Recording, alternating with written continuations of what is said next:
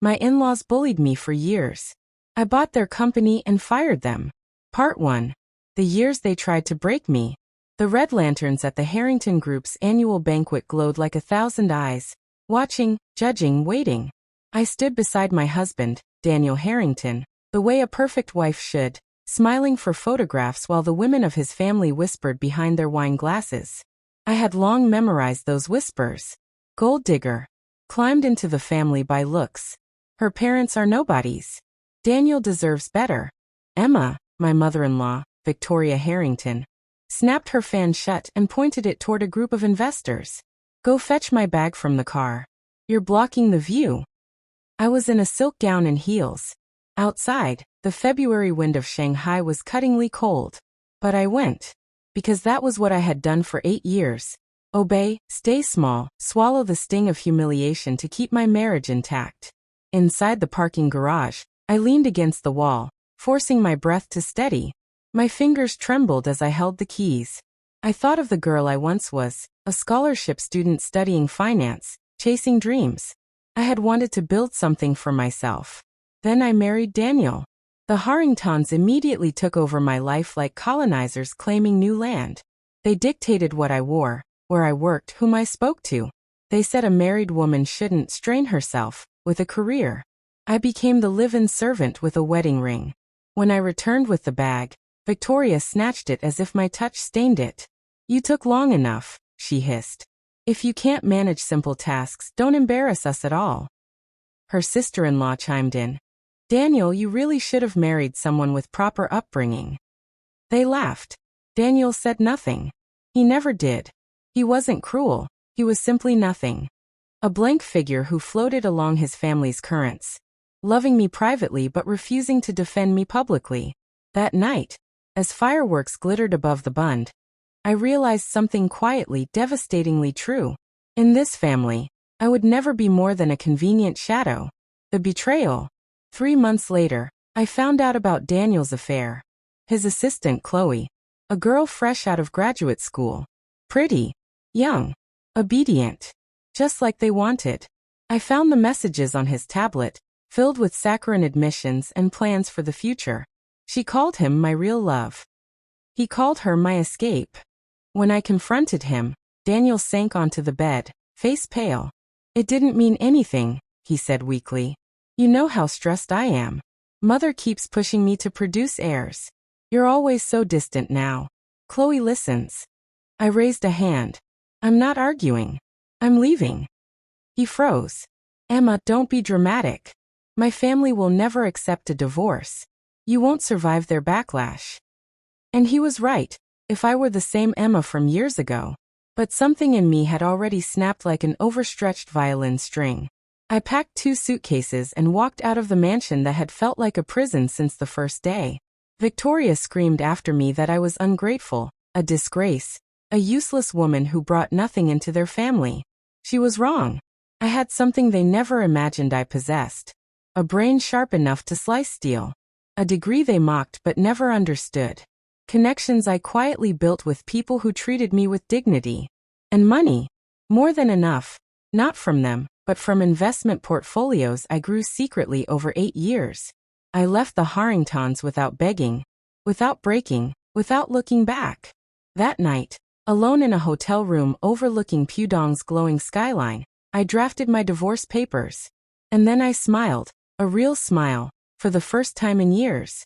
A new beginning. The next morning, I joined my old mentor, Professor Liang, at his office. He was surprised but not shocked. I've been waiting for this day, he said. You let that family clip your wings too long. He connected me with key venture capital executives, former classmates, and CEOs who remembered my academic brilliance. Within 2 months, I had assembled a consortium for a project that had been my dream even before my marriage, an AI-driven risk analytics firm. We named it Aurelia Dynamics. And I, Emily Harrington no longer, became Emily again. The world that once ignored me began to open. Investors listened when I spoke. Journalists wrote about the mysterious woman rising from obscurity. Rivals whispered in admiration or fear. I expanded into corporate restructuring, specializing in saving dying companies or dismantling corrupt ones. That was when fate placed something delicious on my table. The Harrington Group, once a top-tier industrial conglomerate, now rotting under mismanagement, arrogance, and scandals. Market value plummeting. Shares flooding the market. Whispers of bankruptcy. Victoria was scrambling. Daniel was drowning in lawsuits. The board was considering strategic acquisition options. Strategic acquisition. I laughed when the email landed in my inbox. They didn't know I had become wealthy enough to buy their bones. They didn't know the woman they mocked for years had grown sharper than a blade. They didn't know I was coming. The takeover. Acquiring Harrington Group took 6 months. Behind closed doors, no one knew the identity of the lead investor, Project Phoenix. I moved silently, buying shares through intermediaries. Every rumor that leaked made Victoria paranoid, but she was too busy fighting internal fires. The board voted on the acquisition on a humid July morning. When the doors opened for the new owner to step inside, I walked in wearing a white suit. Victoria's jaw dropped. Daniel nearly fell out of his chair. The entire board stood. "Good morning, everyone," I said, placing my documents on the table. As of this moment, Aurelia Dynamics has officially acquired 63% of Harrington Group shares. Victoria's voice cracked. You? Yes, I replied calmly. "Congratulations. You now work for me." The silence that followed was the sweetest sound of my life. The firing. I reviewed performance files first. Years of nepotism, corruption, misallocation, bullying of lower staff, financial irresponsibility. All roads led back to the same trio. Victoria Harrington, her brother-in-law Edward, and Daniel, the spineless heir. I called a full staff meeting in the headquarters auditorium. Thousands attended. Cameras rolling. Live stream active. Employees whispering. I stepped onto the stage, heels echoing, heart steady. "Many of you know me," I began. "Some of you know the woman I used to be. But today, I stand here as the majority shareholder and new CEO of Harrington Group." A wave of shock spread across the room. I have reviewed the company's operations. What I found was alarming: bullying, corruption, financial mismanagement, and a culture of fear. This ends today. I glanced at the front row. Virginia stiff with rage, Daniel pale, Edward sweating.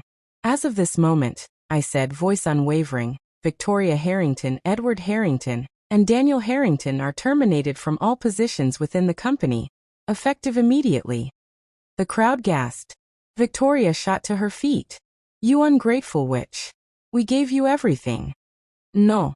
Ian suarat sufli. You gave me pain, and I transformed it into power."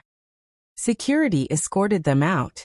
Employees began cheering. First small ripples, then explosive applause.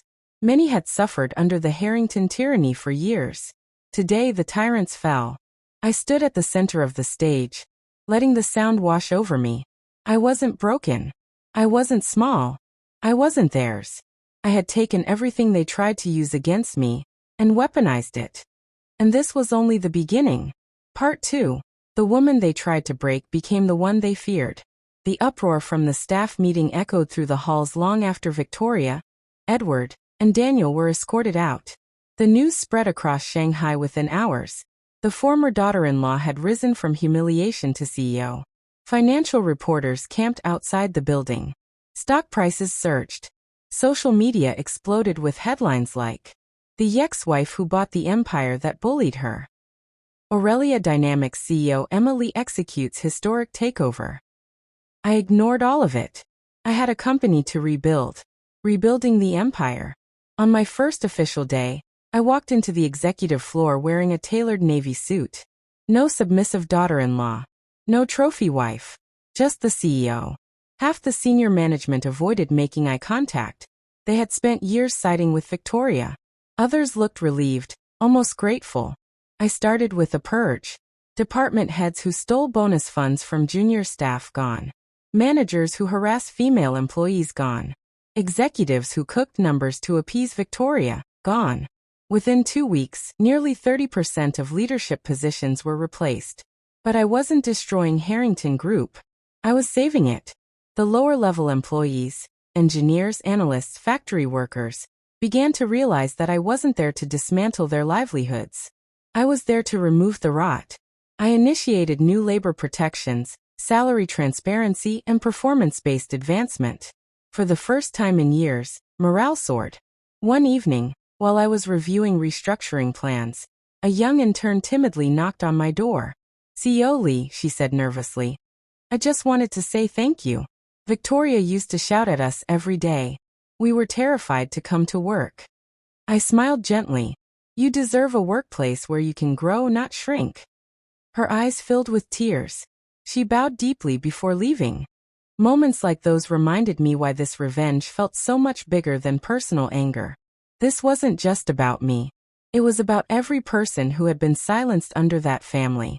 Daniel comes crawling back. 2 months into the restructuring, Daniel requested a meeting. I allowed it, out of courtesy, not sentiment. He walked into my office wearing wrinkled clothes, dark circles under his eyes. He looked older, defeated, nothing like the polished man I once married. "Emma, please," he began, voice cracking. "Mother's been hospitalized from the stress. The board hates me. I lost everything overnight. I closed my laptop." "You lost things that were never truly yours," I responded. He flinched. "I made mistakes. I fell for Chloe's flattery. But I never stopped loving you." A bitter laugh escaped me. "Daniel, you didn't love me. You loved the easy version of me. The one who bowed her head and apologized for existing." "That's not true, isn't it?" I asked calmly. "Where were you when your mother called me trash? When your family humiliated me in public? When you cheated?" He swallowed hard, eyes glistening. "I thought I could fix everything if you just came back." I straightened in my chair. "I don't return to places that tried to bury me." He collapsed to his knees. "Emma, please. I can't survive this." And that was when I realized. While I had spent years growing quietly, painfully, Daniel had never grown at all. He was still a boy, not a man. A leaf in the wind of his family's expectations. I stood and walked to the window, overlooking the glowing Huangpu River. "Get up," I said softly. "You're embarrassing yourself." He looked at me with desperation. "Then take me back. I'll do anything." I turned, my voice cold as steel.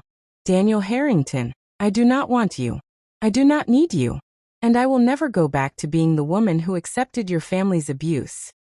He stared, shattered. "Please don't do this. This meeting is over." Security escorted him out, just like the day I fired him. Justice, I realized, is not loud. Sometimes it is quiet, measured, and absolute. Victoria's last gambit.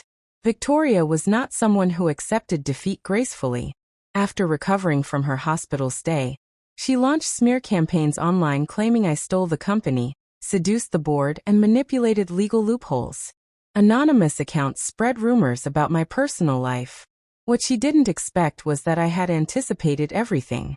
Aurelia Dynamics had one of the strongest cyber defense teams in Asia. Within days, her fake accounts were traced to her personal devices. Lawyers sent her a cease and desist letter. By the end of the week, she was forced to issue a public apology, one that shook with barely suppressed rage. Employees shared the video across internal chat groups. "Wow, Karma moves fast." She used to yell at us for breathing wrong. CEO Lee really turned the tables. But Victoria's final blow came during a shareholders' forum, where she barged in uninvited and shouted, "You ruined my family. You destroyed our legacy." I looked at her calmly and replied through the microphone. "I saved what you destroyed through arrogance. If you had treated people with dignity, we wouldn't be standing here today." She threw a folder at the stage. Security carried her out again. It was poetic. Seeing her stripped of the untouchable stature she once wielded like a sword. The corporate war begins. As Harrington Group stabilized under my leadership, rival conglomerates grew terrified. A woman who had risen from a bullied housewife to one of the most powerful CEOs in China? That disrupted the natural order of the old guard businessmen. They began plotting, leaking sensitive documents, bribing insiders, launching hostile rumors, lobbying regulators to target our expansion. But I was ready, because while they underestimated me, I had spent years sharpening myself in silence. I hired the best legal team in Shanghai. I collaborated with government ministries for compliant restructuring. I formed alliances with tech companies hungry for innovation. And most importantly, I fought smart. Every attack they launched ricocheted back. Every trap became an opportunity. Every scandal they tried to pin on me dissolved in data and facts. Soon, they realized something horrifying. Emily was not going anywhere. In fact, I was only rising higher. At the height of the chaos, the media asked during a press conference, "CEO Lee, what do you say to those who claim you're too ruthless?" I smiled. Anyone who confuses strength with ruthlessness has never been on the receiving end of injustice. The room erupted in applause. Part 3. The Woman Who Rebuilt an Empire. Rumors circulated that I was the most dangerous woman in Shanghai's business world. I preferred another title, The Woman Who Refuses to Kneel. As the corporate war escalated, I deployed strategies that turned Aurelia Dynamics and the Harrington Group into a combined powerhouse. But power doesn't come without rivals. The old titans strike back. 3 major conglomerates, Apex Holdings, Grant International, and the Solace Consortium, formed an unofficial alliance to crush me. They underestimated my patience. For months, they tried to sabotage us. Apex Holdings bribed suppliers to cut ties. Grant International leaked falsified financial documents. Solace Consortium attempted a hostile takeover of a subsidiary. I responded with surgical precision. I diversified the supplier network overnight. Using my network from Aurelia Dynamics, I held a press conference exposing Grant's fraudulent data trail, which my cybersecurity team traced. And when Solace tried their takeover, I bought out their largest creditor, cutting off their financing mid-attack. They collapsed within weeks. Journalists called it the cleanest corporate execution in a decade.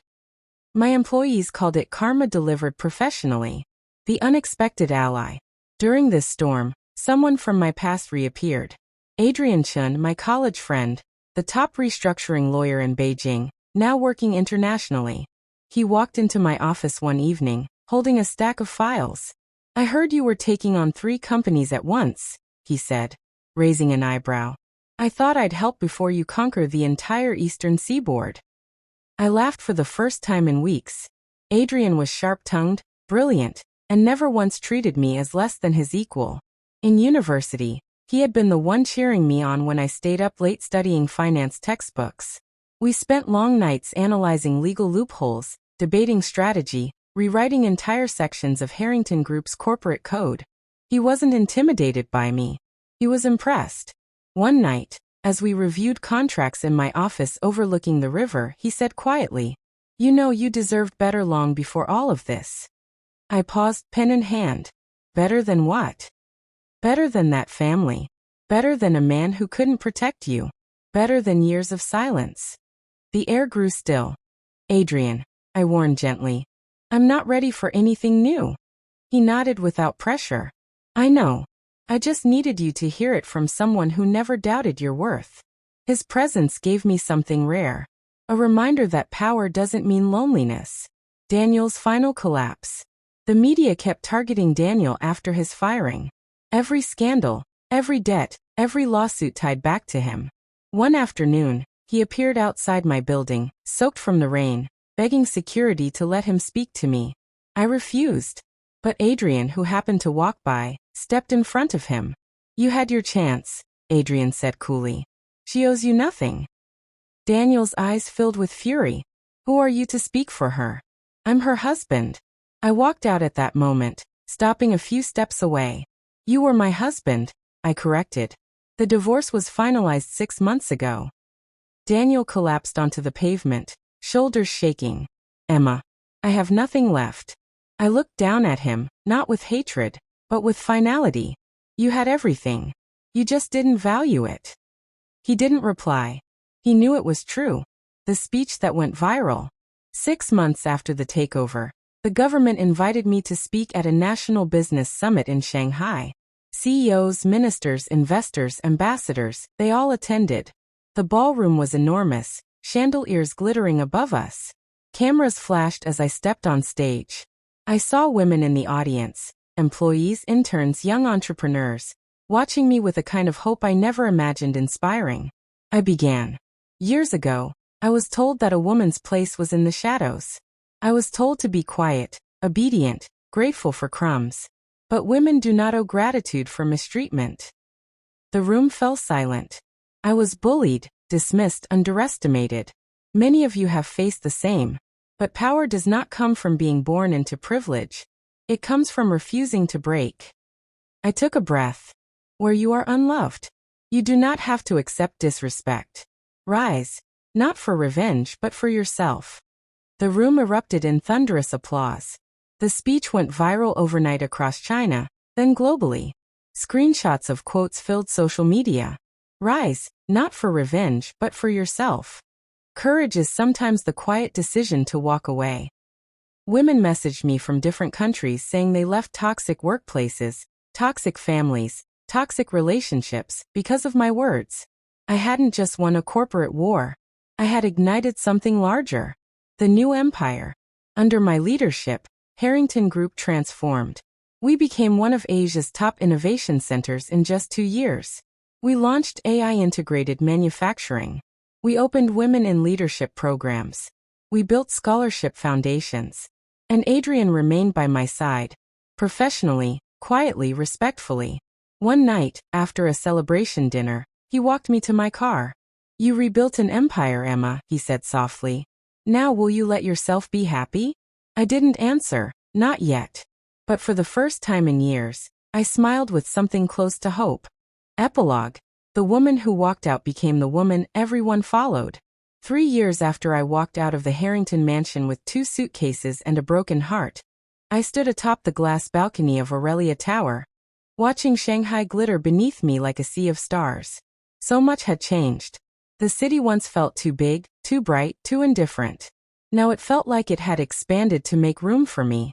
I had become one of the most influential CEOs in Asia. Harrington Group, rebuilt, restructured, reborn, was a case study taught in top business schools. Aurelia Dynamics became the most respected AI analytics firm in the region. And me? I finally became the woman I used to dream of being. Not perfect. Not untouchable. Just powerful in a way that felt honest. Victoria Harrington's final defeat. Victoria retreated from public life. She lived quietly in a smaller home in Suzhou. Her social circle evaporated, her influence a memory. The last time I heard of her was through an assistant. She keeps replaying your takeover speech, the assistant said. Some say she's still angry. Others say she's impressed. I didn't hate her anymore. I didn't need to. Some victories are so complete that revenge becomes unnecessary. Daniel's new life. Daniel eventually moved overseas. He opened a small consulting practice. Nothing like the empire he once expected to inherit. He emailed me on New Year's once. I hope you're well. I'm learning a lot. Maybe too late, but I'm learning. I never replied. Forgiveness doesn't require conversation. Closure doesn't require returning. The woman I became. One crisp autumn morning, I gave a keynote speech at a women's leadership summit. As I stepped onto the stage, I saw the front row filled with young women, trembling with ambition, eyes shining with possibility. I remembered being just like them. I began. People often ask me how I transformed my life. The truth is simple. I stopped waiting for permission. Silence. I stopped waiting for my husband to defend me, for my in-laws to accept me, for society to validate me. I built my own door when none were opened. Applause spread like a wave. And if my past taught me anything, it's this. When a woman rises, she doesn't rise alone. She lifts others with her. The ovation that followed felt like a living heartbeat. A conversation on the rooftop. After the keynote, I found Adrian waiting by the balcony. 3 years by my side, always patient, always steady. He held 2 cups of jasmine tea. You're changing the country, he said, handing me one. I'm changing myself, I replied. He smiled. That too. We stood in quiet companionship, the kind that required no explanation. Finally, he said softly, Emma, I've waited a long time, for you to heal, to rebuild, to breathe freely again. Not as someone who needs you, but as someone who chooses you. My heart didn't twist painfully the way it used to when love was a cage. Instead, it opened, carefully, cautiously, like the first bloom of spring. Adrian, I whispered. I'm not the same woman I was. I know, he said. I like the woman you are now even more. I took a breath that felt new. I'm ready, I said.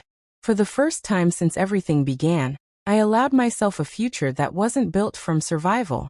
He reached for my hand. I let him. A letter to my past self. Months later, I found myself sitting alone in my penthouse, pen in hand. I wrote a letter. Not to anyone alive, but to the girl I once was. Dear Emma, you don't deserve the cruelty they gave you. You don't deserve a husband who stays silent. You don't deserve to shrink so others can feel tall. But you deserve this new life you built, brick by painful brick. You deserve respect. You deserve peace. You deserve love that doesn't demand your suffering as proof.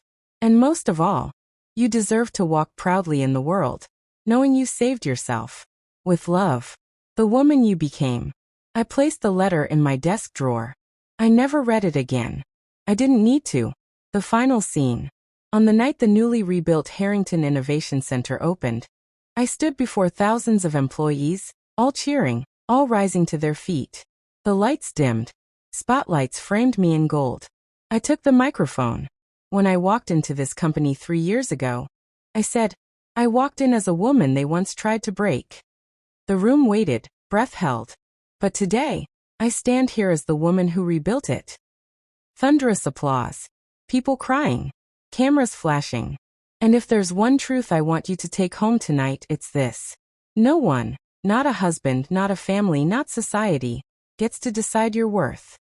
The audience roared. You decide it. You build it. You live it.